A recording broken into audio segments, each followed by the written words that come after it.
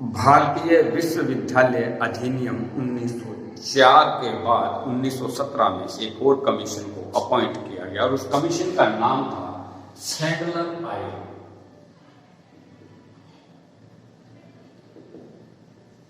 Sandler आयोग, और ये आयोग की स्थापना की गई थी। इसका एक और नाम भी है कलकत्ता विश्वविद्यालय आयोग। सैंडलर आयोग या कलकत्ता विश्वविद्यालय आयोग के नाम से भी इसको जाना जाता है, सैंडलर आयोग को। देखिए 1917 में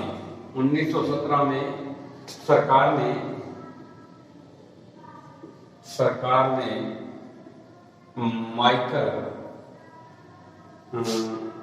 सैंडलर, ये डॉक्टर थे, डॉक्टर माइकल सैंडलर की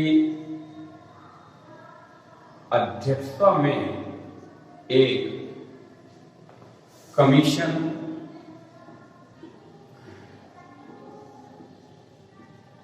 नियुक्त की। 1917 के अंदर 1917 में सरकार ने डॉक्टर माइकल सैंडलर की अध्यक्षता में जो कमीशन अपॉइंट किया था उसको सैंडलर आयोग कहते हैं, क्योंकि इनका नाम माइकल सैंडलर था और इनकी अध्यक्षता में हुआ था इसलिए। और इसका दूसरा नाम कलकत्ता विश्वविद्यालय आयोग इसलिए भी कहा जाता है कि इनके जिम्मे कलकत्ता विश्वविद्यालय की शिक्षा की जांच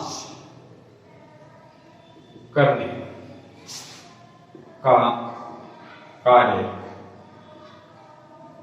सौंपा गया। इनको स्पेशली कलकत्ता यूनिवर्सिटी के अंदर एजुकेशन कैसे चल रही है, उसका क्या रिजल्ट आ रहा है, क्या वो सही है या नहीं है, उस पर जांच करने के लिए ये सैंडलर आयोग की स्थापना की गई। सैंडलर ने अपना प्रतिवेदन 1919 में 2 साल तक इन्होंने जांच की और 1919 में इन्होंने अपना जो रिपोर्ट थी, जिसको प्रतिवेदन कह सकते हैं हम, उसे पेश किया गवर्नमेंट के सामने। उन्होंने या सैंडलर ने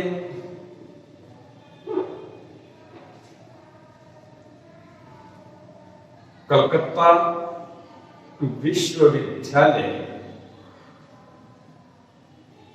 के अतिरिक्त खाली कॉलेज की ही एजुकेशन पे नहीं, इन्होंने उसके अतिरिक्त माध्यमिक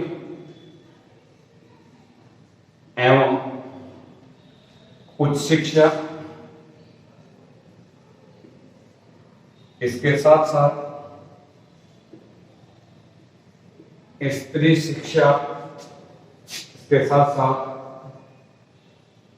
अध्यापकों के प्रशिक्षण, औद्योगिक एवं व्यावसायिक शिक्षा के संबंध में अपने विचार रखें। यह आयोग स्पेशली बिठाया गया था कलकत्ता यूनिवर्सिटी के लिए, लेकिन 2 साल तक इन्होंने सर्वे करने के बाद इन्होंने यूनिवर्सिटी की रिपोर्ट तो पेश की ही की, उसके अतिरिक्त इन्होंने माध्यमिक एवं उच्च शिक्षा, स्त्री शिक्षा, अध्यापकों के प्रशिक्षण, औद्योगिक और व्यावसायिक शिक्षा के संबंध में भी सैंडलर आयोग अपनी रिपोर्ट पेश की, अपने सुझाव दिए। अब हम सेंट्रल आयोग के द्वारा दिए गए उन सिफारिशों के, उन सुझावों पर डिस्कस कर लेते हैं कि इन्होंने क्या क्या सुझाव दिए।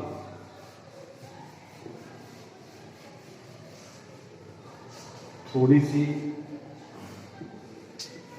ठंड ज्यादा होने की वजह से ये मार्कर के इंक को ये बोर्ड पकड़ रहा है और कोई प्रॉब्लम नहीं है। खैर चलिए देखिए, इस आयोग की सिफारिश की अगर हम देखें तो इस आयोग की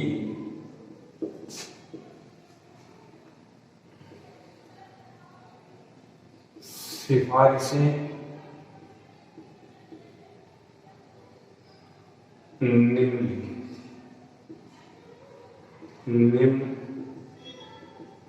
थी। एक इंटरमीडिएट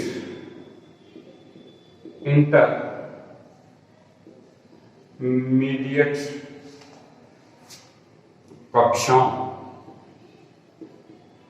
को विश्व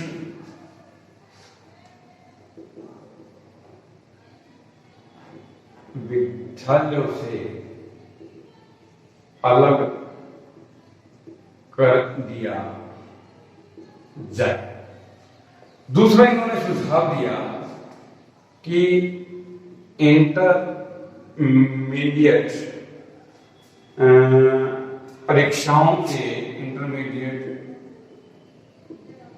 परीक्षाओं के संचालन के लिए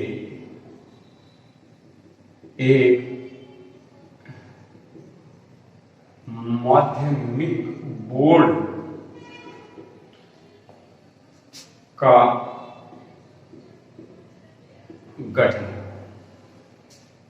हमारे यहाँ जो स्कूलिंग के अंदर जो बोर्ड एग्जाम लेता है, जो माध्यमिक बोर्ड है, जैसे राजस्थान बोर्ड है, हरियाणा बोर्ड है, दिल्ली बोर्ड है, पंजाब बोर्ड है, वैसे ही इन्होंने ये कहा कि इंटरमीडिएट परीक्षाओं को यूनिवर्सिटी के साथ और वो एग्जाम उससे हटाकर बल्कि इनके संचालन के लिए एक माध्यमिक शिक्षा बोर्ड का गठन हो। इसके अलावा इन्होंने बताया नंबर 3 पे कलकत्ता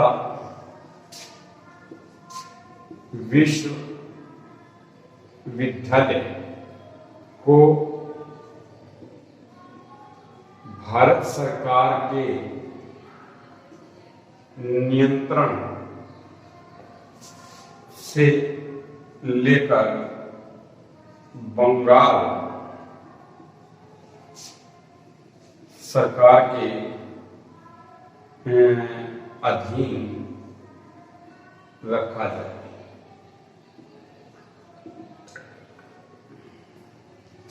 इसके अलावा इन्होंने बताया तो था कि जो सबसे महत्वपूर्ण बात है वो ये है कि हाई स्कूल तक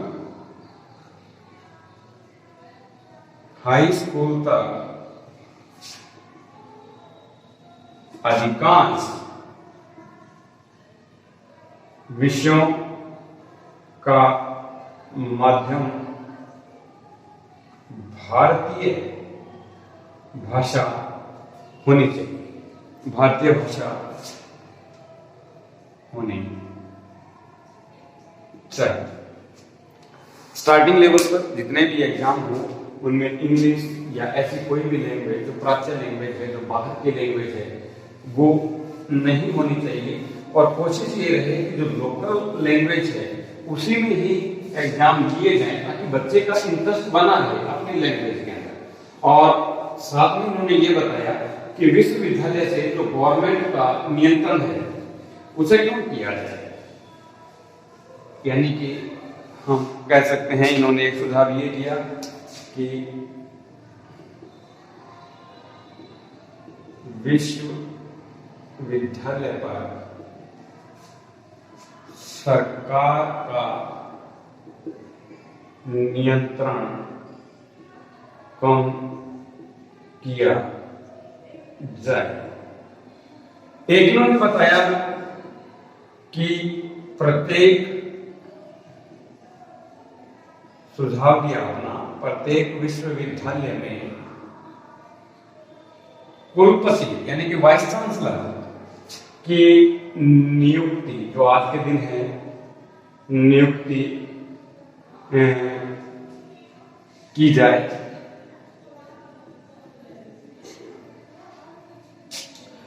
इसके अलावा उन्होंने बताया कि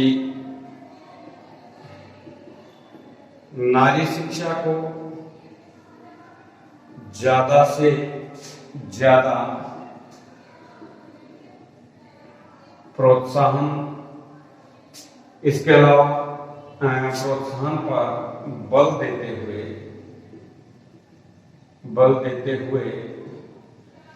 औद्योगिक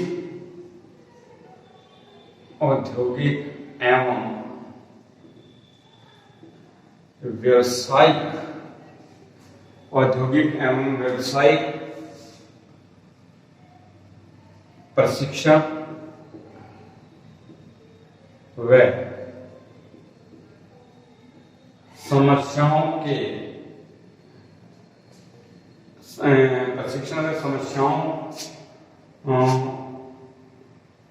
का हम ये कर देते हैं, समस्याओं का विश्वविद्यालय द्वारा निपटारा। ये बहुत महत्वपूर्ण बात है। सबसे बड़ी बात है नारी शिक्षा। देखिए, इन सुझावों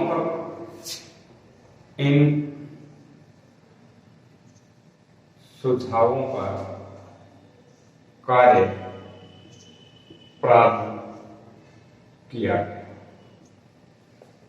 और क्या कार्य किया गया? इन सुझावों पर काम करते हुए गवर्नमेंट ने उत्तर प्रदेश में, यूपी के अंदर हम कह सकते हैं एक बोर्ड ऑफ सेकेंडरी एजुकेशन की स्थापना की गई। मैं भी आपको ये लिख भी देता हूं, अगर आप इसको नोट्स के रूप में ले रहे हैं तो। सुझावों पर कार्य किया गया। उत्तर प्रदेश में बोर्ड ऑफ सेकेंडरी एजुकेशन की स्थापना की। इसके अलावा काफी प्रांतों के अंदर भी बोर्डों की, इस सुझावों के ऊपर अनेक बोर्डों की स्थापना की गई। इसके साथ साथ शिक्षा को प्रांतीय विषय बना दिया गया। अभी सेंटर के हाथ में था, अभी प्रांतों के हाथ में आ गया और एजुकेशन को स्टेट लेवल पर जोड़ दिया गया, स्टेट के साथ इसको कनेक्ट कर दिया गया। और इसके साथ साथ विश्वविद्यालय के अगर हम संचालन का नियंत्रण भी प्रांतीय सरकारों के ने अपने ऊपर ले लिया। यानी कि हम कह सकते हैं कि इनके सुझावों पर विश्वविद्यालय का नियंत्रण भी प्रांतीय सरकारों ने अपने हाथ में